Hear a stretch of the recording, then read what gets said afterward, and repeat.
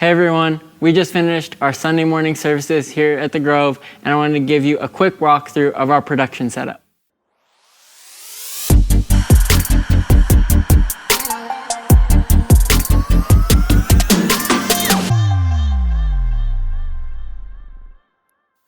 So here to start off, we have our ProPresenter, our front of house ProPresenter rig. We use ProPresenter 6. It's outputting to our 4 screens throughout the room for 50-inch TVs to create a 100-inch screen. All our songs are cued via MIDI from Ableton from our tracks rig. And then we have an operator running our announcement slides and sermon slides for out here in the room.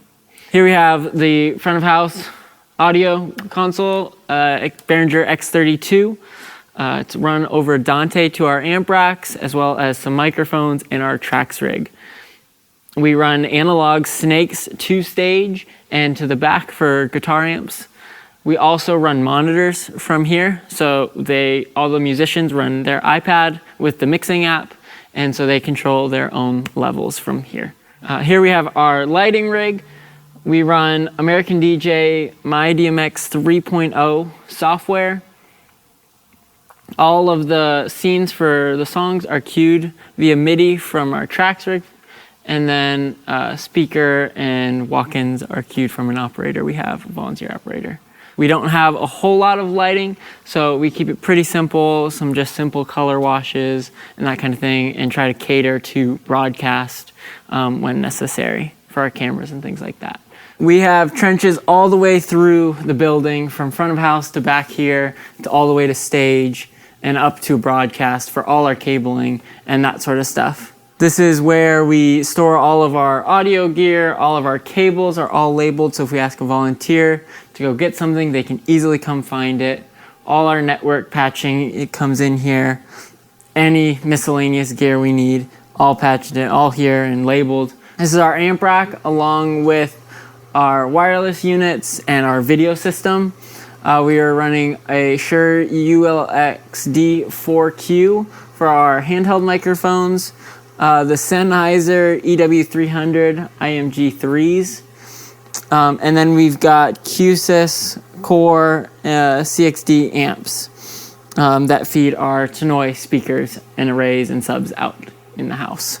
We're going next into our recording studio, also the green room for the band. They come back here and do run through and talk during a sermon, that sort of thing. Back here, though, in our ISO recording room, we have SGI signals sent via the analog snakes for our guitar amps, and then that mic signal is sent up to front of house. So back in the room, we have our jib here, 14-foot jib. It's been interesting trying to find a good place for this in the room, since we are 360 in the room. Keeping it out of the way and pretty subtle, but also getting the shots that we're looking for. So this is a new spot for it as of recent, but we've really been liking the shots we've been getting from that. Here is our camera 4 position, Panasonic AG AC30, as well as it's got a Hollyland connected to it so that they can go anywhere around stage or in the room. The shots we get from this generally are in this drum well corner. Generally try to get side shots of drums, maybe some side shots of the singer up on stage, but then also it's versatile, so it can go anywhere, get some crowd shots, get some wides of the room, that sort of thing. Here we have our camera 1 position.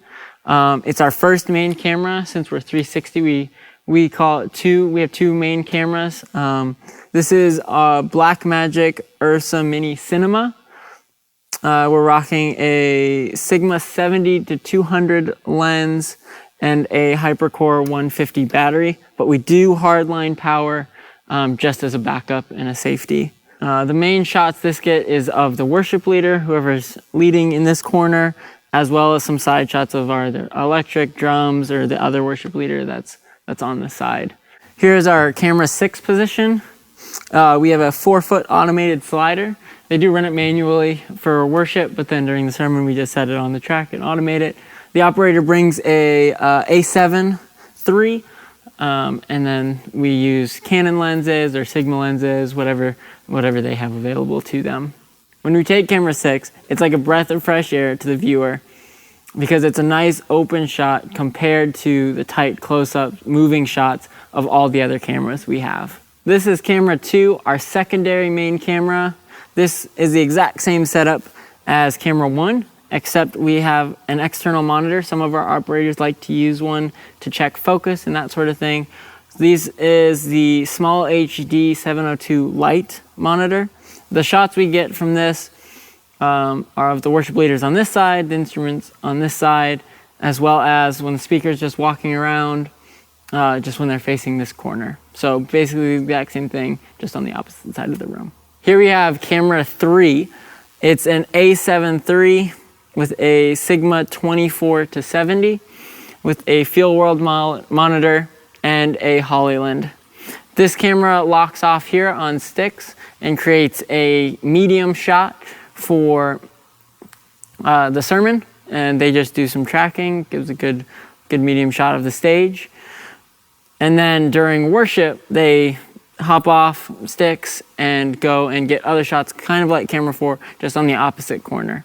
So nice close-ups of instruments and worship leaders, some good rounding the corner shots, as well as getting into the audience and the crowd, getting those shots as well. This is also the camera we use for our pre-service setup outside. So they're outside right before our first service, and then they walk in here and run the service with their Hollyland. Here we have broadcast audio. We're running an X32 compact version. All the channels are coming from AES-50 Ethernet lines from front of house. And then we're running Behringer Truth B2031A monitors. They cater the sound to our broadcast feed, as well as run our pre and post show. We're now here in broadcast video, our final stop.